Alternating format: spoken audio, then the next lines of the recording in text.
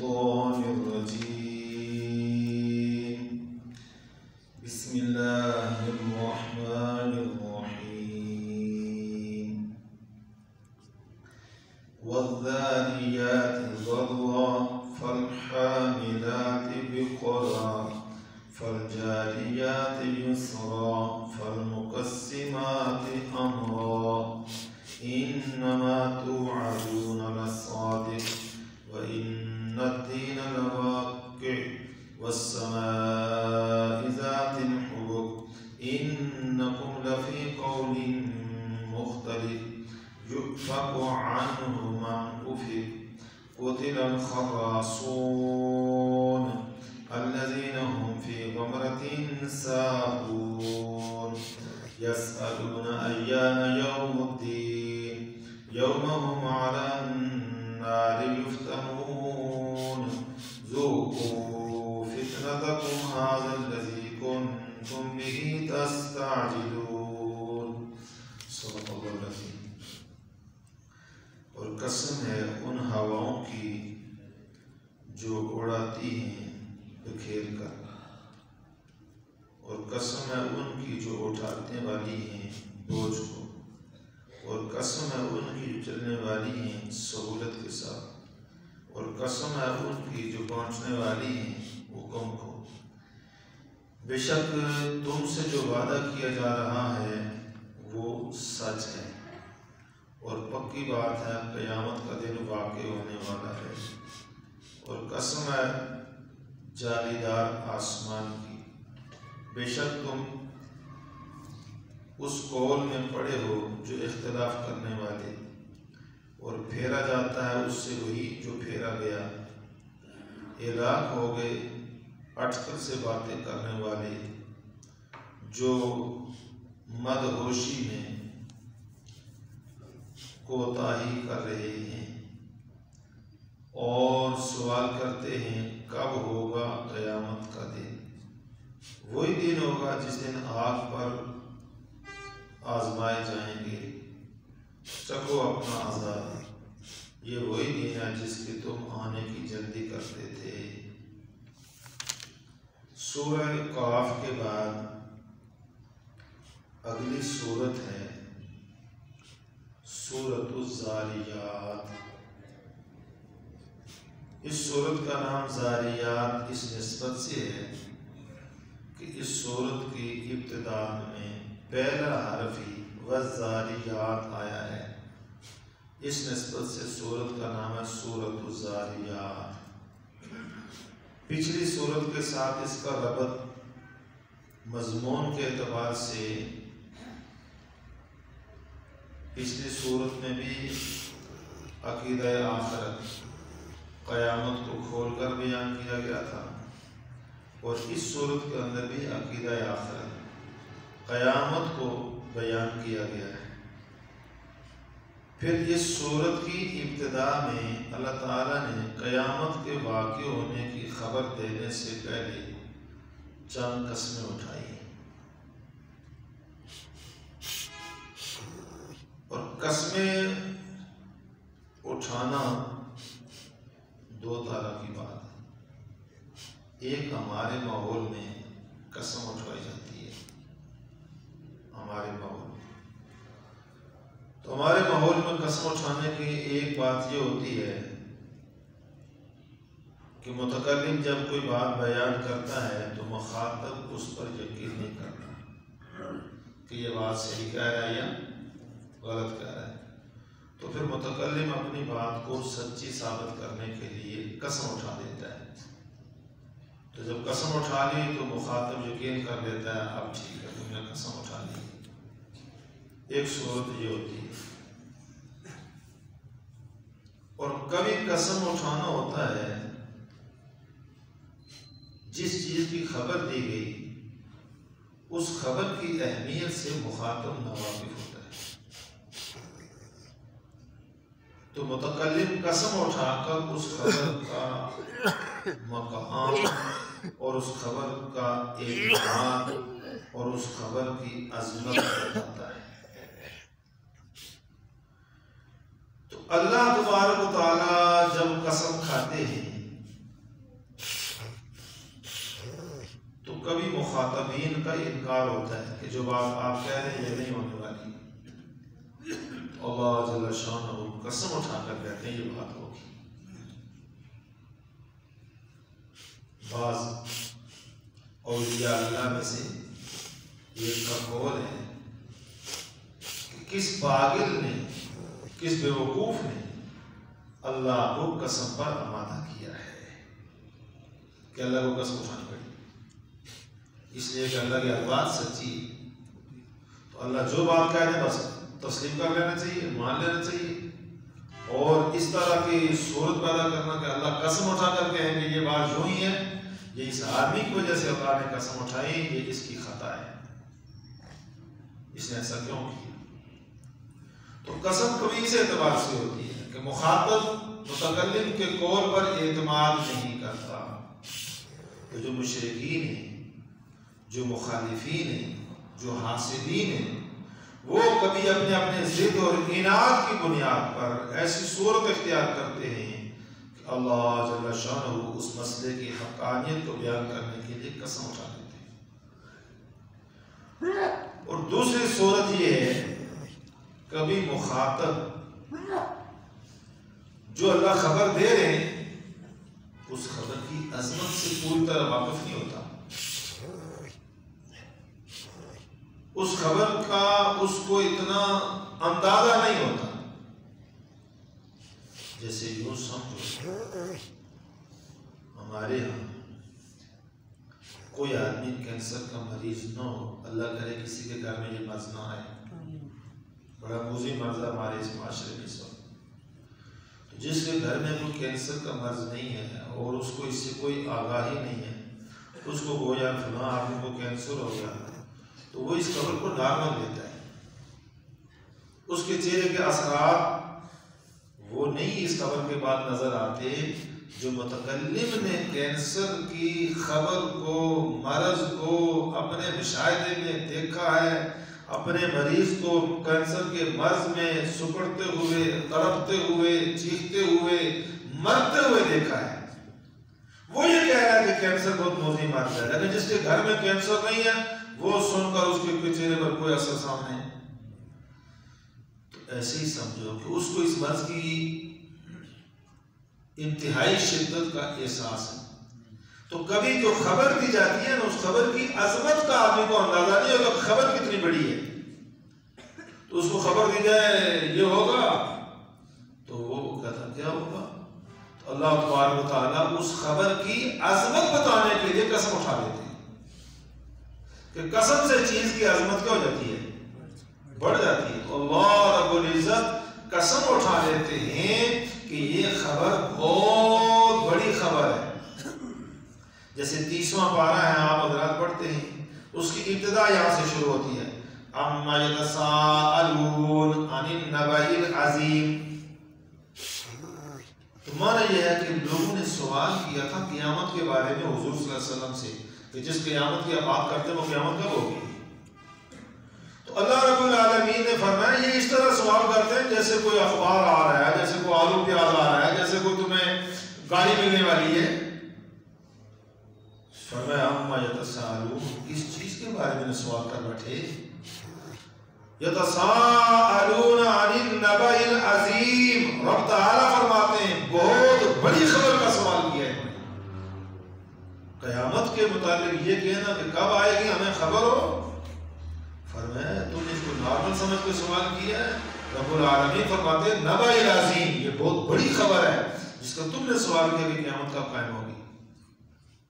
تو کبھی کبھی رب العالمین کسی چیز کے لیے قسم اٹھاتے ہیں اس چیز کی عظمت بتانے کے لیے۔ یہاں پر جو سورت ہم نے شروع کی، اس سورت کے اندر بھی پچھلی سورت میں قیامت کا ذکر چل رہا تھا، اس سورت کے اندر بھی قیامت کا ذکر چل رہا ہے۔ تو مشرکین یہ بار بار پوچھتے تھے وہ قیامت کی بات کب ہوگی؟ تو رب تعالیٰ نے قسمیں اٹھا کر کہا جس قیامت کی تم کو خبر دی جا رہی ہے یہ سچی خبر ہے، یہ وہ کر رہے گی۔ تو اللہ نے پہلے قسمیں اٹھائیں، 4 قسمیں۔ فرمایا والذاریات ذروا، قسم ہے ان ہواؤں کی ضربہ جو بکھیر دیتی ہیں اڑا اڑا کر. فالحاملات وقرا، قسم ہے ان ہواؤں کی جو اٹھاتی ہیں بوجھ کو. فالجاریات یسرا، قسم ہے ان کی جو چلتی ہیں سہولت کے ساتھ. فالمقسمات امرا، قسم ہے ان کی جو بانٹتی ہیں احکامات کو. ان کے مختلف تفاسیر میں اقوال ہیں. عام بندے کو سمجھانے کے لیے آسان بات عرض کی جاتی ہے. فما والذاریات ضربہ سے مراد وہ ہوائیں ہیں جو زمین پر کبھی کبھی چلتے ہوئے آپ کو نظر آتی ہیں. آج کل بھی چلتی ہیں شام کو. ہمارے علاقے میں ہوا آندھی اس اعتبار سے نہیں چلتی ہے، اللہ کا بڑا کرم ہے. پاکستان میں اور خاص کر کے جو گرم علاقے ہیں، ملتان اور سیوال اور آگے جیک بابا، پھر اندرون سندھ اور تھرپاکر اور صحرا کے علاقے، یہاں آندھیاں جب چلتی ہیں تو اتنی عجیب قسم کی آندھیاں چلتی ہیں کہ بسا اوقات سائن بورڈ اور یہ دکانوں کے بڑے بڑے جو بورڈ بنے ہوتے ہیں، اشتہارات وغیرہ اور جو چھتیں، یہ سب اڑنا شروع ہو جاتی ہیں اور یہ ایک قسم کا خدائی اسلحہ بن جاتا ہے بندوں کو ٹھکانے لگانے کے لیے. یہ چلتی ہیں. کبھی درخت اکھڑنا شروع ہو جاتے ہیں، گرد آلود ہوائیں چلتی ہیں تو ہر شاید مٹی ہو جاتی ہے، کوئی چیز نظر. قرآن پاک نے ان ساری ہواؤں کا ذکر کیا ہے. فما والذاریات ذروا، قسم ہے ان ہواؤں کی جو اڑا دیتی ہیں، بکھیر دیتی ہیں سب کچھ، ادھر کا ادھر ادھر کا ادھر، نقشے بیٹھ جاتے ہیں. اور یہ عموماً وہ ہوائیں ہیں جو بادل بننے سے برسنے سے پہلے چلتی ہیں. بادل بننے اور برسنے سے پہلے چلتی ہیں، یہ وہ ہوائیں ہیں. اللہ نے ان تیز آندھیوں کا بھی ذکر کیا ہے قرآن کریم میں. دوسرا فرمایا فالحاملات وقرا، قسم ان ہواؤں کی جو اٹھاتی ہیں بوجھ. وقرا کہتے ہیں بوجھ کو. مراد اس سے وہ ہوائیں ہیں جو سمندر سے مونسون کی ہوائیں چلا کر آبی بخارات بادلوں کی شکل میں تبدیل کر کے آسمان پر اٹھا کر پھر چلتی رہتی ہیں. اور وقرن کا معنی ہے بوجھ. تو وہ ان بادلوں کے اندر پانی ہوتا ہے جو اربوں خربوں ٹنوں کے حساب سے، اور وہ اتنا بوجھل بڑے بڑے بادل، ان کے اندر پانی، اور یہ ہوائیں ان کو چلا رہی تھی. تو بادل اٹھتے ہیں سمندر سے اور برستے ہیں پہاڑوں پر. درمیان میں فاصلہ کتنا آپ دیکھیں، اسلام آباد سے کراچی کا فاصلہ کم سے کم 1000 میل تو ہے. تو 1000 میل کے فاصلے پر وہاں سمندر سے بادل اٹھتے ہیں اور پھر رب تعالیٰ کی امر سے یہ ہوائیں ان کو اٹھاتی چلاتی کبھی کشمیر کے پہاڑوں پر، کبھی سرحد کے پہاڑوں پر، کبھی جاؤ شمالی علاقہ جات کے پہاڑوں پر، کبھی کہاں جہاں اللہ کا امر ہوتا ہے وہاں اللہ پہنچا دیتے ہیں. تو یہ اپنے اندر اربوں خربوں ٹن وزن پانی اٹھا کر فضا کے اوپر چل رہی ہیں. وہ ہوائیں ان کو اٹھا کر لے جاتی ہیں. میں نے پہلے بھی شاید آپ کو سمجھ کیا تھا کہ ہم ایک دفعہ عمرے کے سفر پر جا رہے تھے. تو یہ چونکہ جنوری میں عمرے کا تھا سفر، تو اس وقت یہ سرد ہوائیں بہت چلتی ہیں مغرب میں. تو اس وقت یہاں سے جو جہاز جاتے ہیں تو راستے میں بڑی مشکلات ہوتی ہیں. کئی دفعہ وہ اعلان کرتے ہیں ایمرجنسی کا اعلان ہونے والا ہے، جہاز جو لگتا ہے کریش ہوگا، کبھی اوپر کبھی نیچے، ہواؤں کو ٹکراتے ہوئے آگے گزرتا ہے.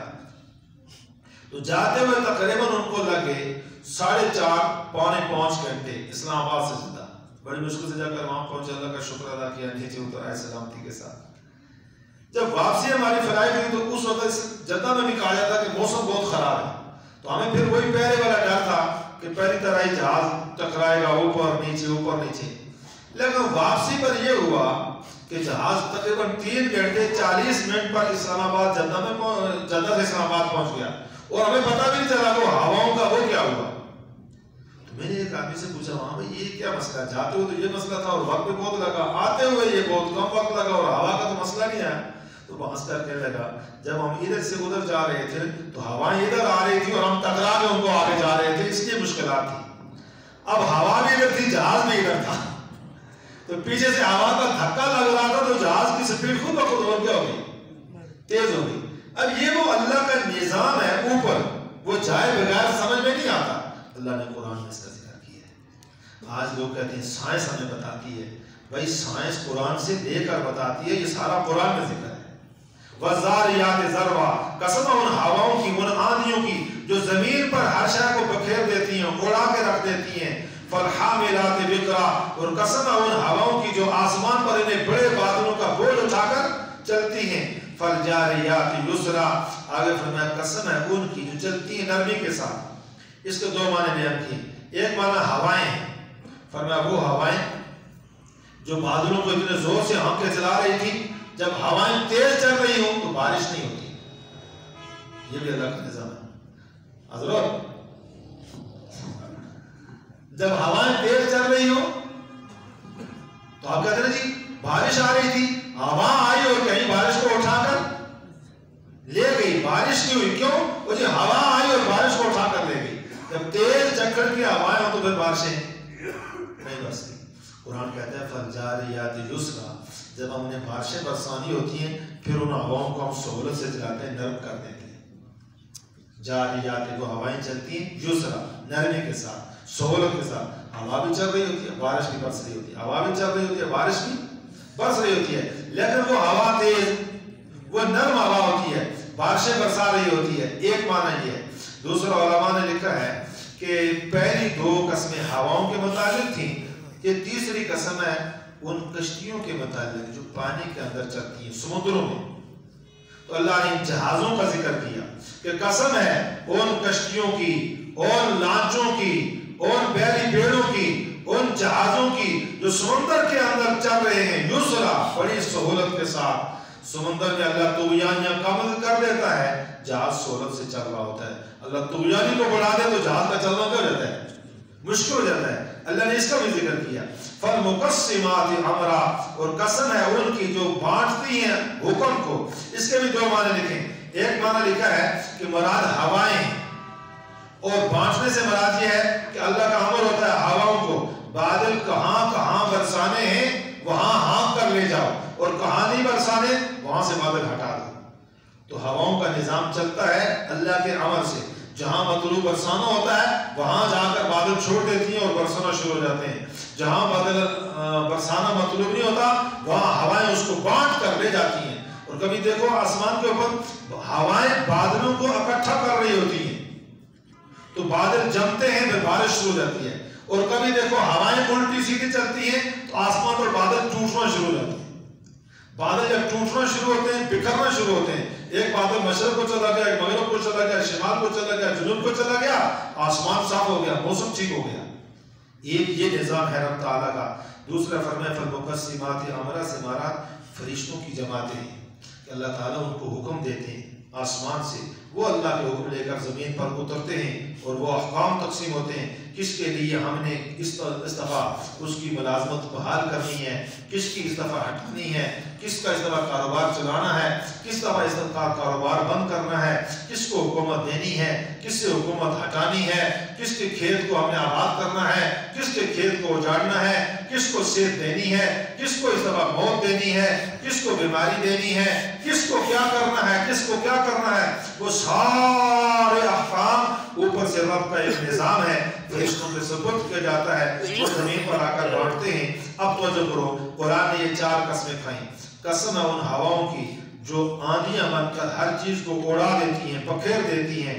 قسم ہے ان ہواؤں کی جو بڑے بڑے بوجھل بادلوں کو اٹھا کر فضاؤں کے اوپر چلتی رہتی ہیں۔ فالجاریات یسرا، قسم ان ہواؤں کی جو نرم ہو جاتی ہیں اور بارشیں برسنا شروع ہو جاتی ہیں، یا قسم ان کشتیوں کی جو سمندر میں سہولت کے ساتھ چلتی رہتی ہیں، فالمقسمات امرا، قسم ان ہواؤں کی جو رب کے اس عمل کو بانٹ کر ادھر ادھر چلتی ہیں، یا ان فرشتوں کی جو اللہ کے احکام تقسیم کرتے ہیں۔ 4 قسمیں اٹھانے کے بعد فرمایا بندے انما توعدون لصادق، یقین کر پکی بات ہے جس قیامت کا تم سے دنیا میں وعدہ کیا جا رہا ہے، یہ وعدہ سچا ہے، یہ وعدہ، یہ قیامت ہوگی۔ وَإِنَّ الدِّينَ لَوَاقِعٌ، اور قسم ہے کہ یہ دین کا معنی ہے جزا اور سزا کا دن، یہ جزا اور سزا کا دن لواقع، یہ پکی بات ہے، واقع ہونے والا ہے۔ اللہ جل شانہ مجھے اور آپ کو اس کی سمجھ عطا فرمائے اور عمل کی توفیق عطا فرمائے۔ ربنا تقبل منا انک انت السمیع العلیم برحمتک یا ارحم الراحمین۔